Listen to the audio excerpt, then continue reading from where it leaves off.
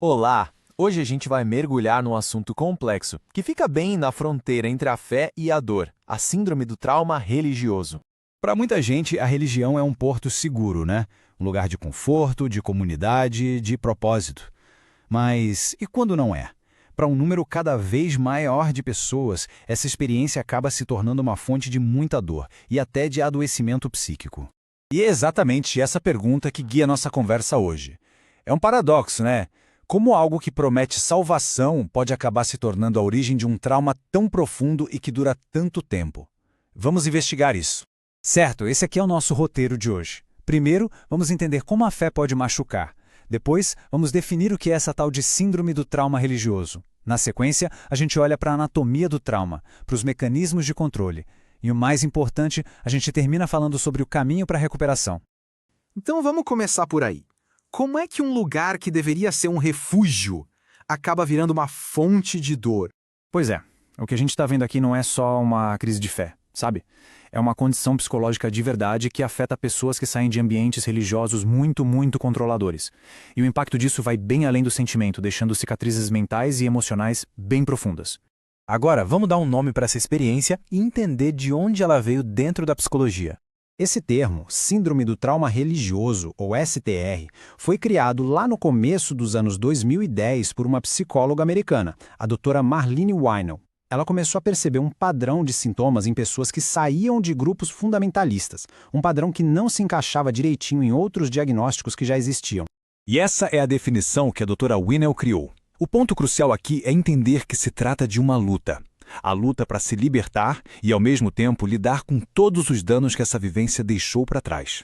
Olha que interessante essa citação. Ela mostra que o trauma não vem de uma coisa só. É tipo uma tempestade perfeita. A combinação de ensinamentos opressivos com práticas de controle e, para completar, a pessoa perde toda a sua comunidade e a sua identidade quando decide sair.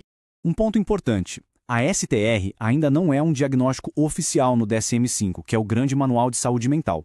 Mesmo assim, os terapeutas reconhecem essa condição, e eles costumam tratar como um transtorno de estresse pós-traumático complexo. Por quê? Porque a origem é muito parecida. Nos dois casos, o problema não é um evento único, mas uma exposição longa e contínua a um ambiente de estresse e controle. Mas, na prática, como é que esse trauma aparece no dia a dia? Vamos dar uma olhada nos sintomas e no impacto que eles podem ter.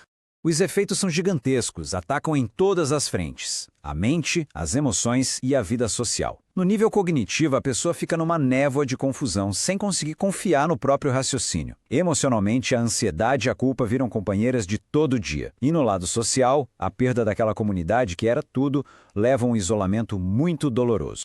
A psicóloga brasileira Joana Esther, ela aponta algumas coisas bem marcantes. A pessoa aprende que o valor dela depende da sua obediência, da sua performance religiosa.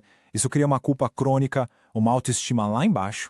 E aí, coisas simples do dia a dia, que são vistas como coisas do mundo, podem virar gatilhos para uma ansiedade terrível.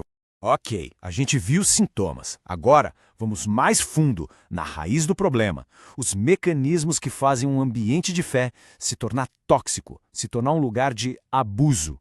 Esses mecanismos criam uma verdadeira prisão psicológica. O medo constante de um castigo divino mantém todo mundo na linha. O controle da informação isola as pessoas, fazendo parecer que a liderança da igreja é a única fonte da verdade. O gaslighting espiritual é especialmente cruel, porque ele ensina a pessoa a desconfiar dos próprios sentimentos, das próprias dúvidas, tratando tudo como falta de fé. E por fim, essa obsessão com pureza gera uma vergonha e uma desconexão com o próprio corpo que são muito prejudiciais.